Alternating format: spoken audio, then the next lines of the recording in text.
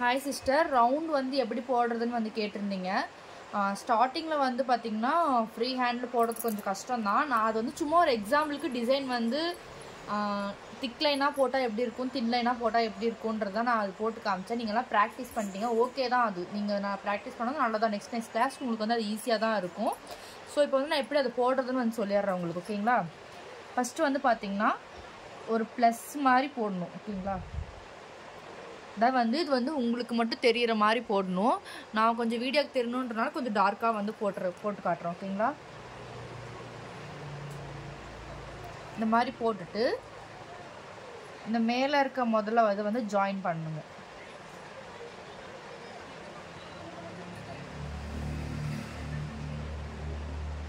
ஓகேங்களா? இப்படி ஜாயின் பண்ணி பழகுங்க ஃபஸ்ட்டு. அடுத்தது என்ன பண்ணுறீங்கன்னா இது எல்லாத்தையும் ஒரே டைமில் ஜாயின் பண்ண ட்ரை பண்ணுங்கள், ஓகேங்களா? இப்படி தான் வந்து போடணும். இதுக்குன்னு வந்து பார்த்திங்கன்னா தனியாக எந்த டெக்னிக்கும் இல்லை. நம்ம ட்ராயிங் பண்ணி கற்றுக்க வேண்டியது தான், இதில் வேறு எதுவும் இல்லை. நான் எப்படி ட்ரா பண்ணுவேன்னு சொல்கிறேன். நான் வந்து பார்த்திங்கன்னா இந்த ஏரியா இருக்குல்ல, இதை வந்து நான் கீழே வந்து ஸ்ட்ராங்காக வச்சுக்குவேன், ஓகேங்களா? இப்படி ஸ்ட்ராங்காக வச்சுட்டு இந்த இதை வந்து நவுத்தவே கூடாது. இந்த இடத்த வந்து நம்ம நவுத்தவே கூடாது. நவுத்தாமல் ஹேண்டை மட்டும் வந்து பார்த்திங்கன்னா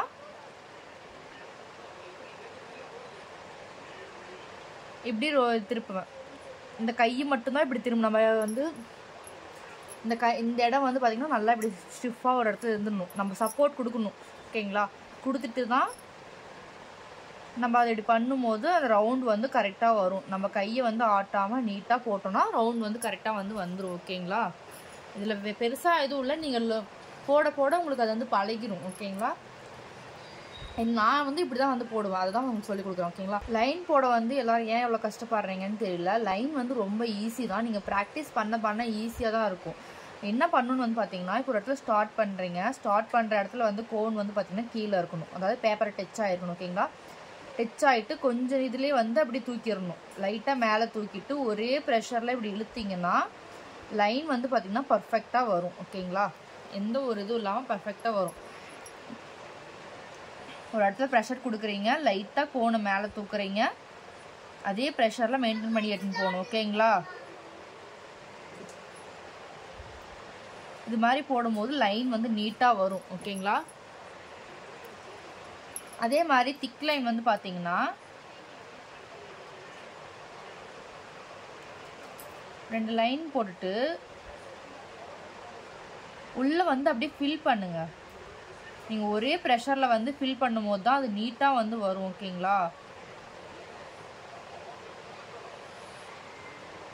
இந்த மாதிரி ஒரே ப்ரெஷரில் அதை ஃபில் பண்ணணும். நீங்கள் என்ன பண்ணுறீங்கன்னா, நிறைய பேர் பண்ணுற மிஸ்டேக் இதுதான். லைன் போட்டுறீங்க, போட்டுட்டு வந்து பார்த்தீங்கன்னா இப்படி இந்த மாதிரி வந்து ஸ்மஜ் பண்ணி போடுறீங்க. அது மாதிரி போடாதீங்க. அப்புறம் வந்து பார்த்தீங்கன்னா கொஞ்சம் மேலே தெரிகிற மாதிரி, சைடில் தெரிகிற மாதிரி, இந்த மாதிரிலாம் போடுறீங்க. இப்படி வந்து போடக்கூடாது, ஓகேங்களா? இந்த மாதிரி கேப் தெரிகிற மாதிரி நீங்கள் போடக்கூடாது, ஓகேங்களா? அடுத்தது வந்து வேறு என்ன ப்ராக்டிஸ் பண்ணலான்னு கேட்குறீங்க. கிளாஸ் ஸ்டார்ட் ஆகிற வரைக்கும் என்ன ப்ராக்டிஸ் பண்ணலான்ட்டு. இந்த ரவுண்ட் நீங்கள் ஃபஸ்ட்டு நல்லா கற்றுக்கோங்க. கற்றுக்கிட்டதுக்கப்புறம் நான் சொல்கிற இதை போடுங்க. ஸ்பைரல் வந்து போட்டு பழகுங்க, ஓகேங்களா? ரவுண்டு போடுறதே தான்.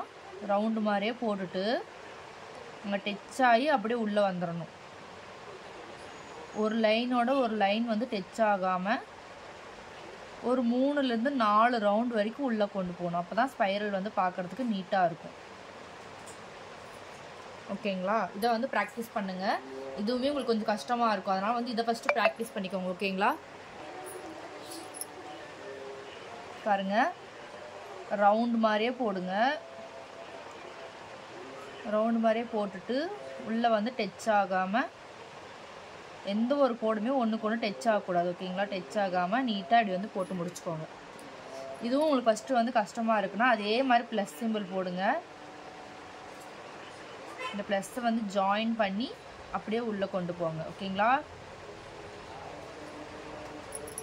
இந்த மாதிரி ஒரு 2-3 லைன் உள்ளே வந்தால் தான் அது கரெக்டாக நல்லா நீட்டாக இருக்கும். இப்போ பாருங்க, நான் போட்டதே உங்களுக்கு காட்டுறேன். இங்கே 2-3 லைன் போடுறது இது எப்படி இருக்குது, வெறும் 2 லைன் மட்டும் உள்ளே போடுறது இது எப்படி இருக்குது, ஓகேங்களா. இது ஒரு மாதிரியாக தானே இருக்குது. டிசைன் வந்து நீட்டாக இருக்கணும்னா நம்ம இந்த மாதிரி வந்து லுக்கும் நல்லாயிருக்கும் இந்த மாதிரி போடும்போது, ஓகேங்களா. அழகாக ஒரு ரவுண்ட் போடுங்க. அந்த ரவுண்டு டச் ஆகாமல் ப்ரெஷர் வந்து நீங்கள் கம்மியாக கொடுத்தாதான் இதில் கரெக்டாக இருக்கும். இதனால தான் ப்ரெஷர் ஹேண்ட்லிங் வந்து நாங்கள் கற்றுக்கோங்கன்னு சொல்கிறோம், ஓகேங்களா. ஏன்னா நீங்கள் இப்போது போடுறீங்க, இப்போது ஸ்பைரல் போடும்போது வந்து பார்த்தீங்கன்னா உள்ளே வரும்போது ப்ரெஷர் அதிகமாக கொடுத்தீங்கன்னு வச்சுங்களேன், இந்த மாதிரி ஸ்மஜ் ஆக ஆரம்பிச்சிடும், ஓகேவா.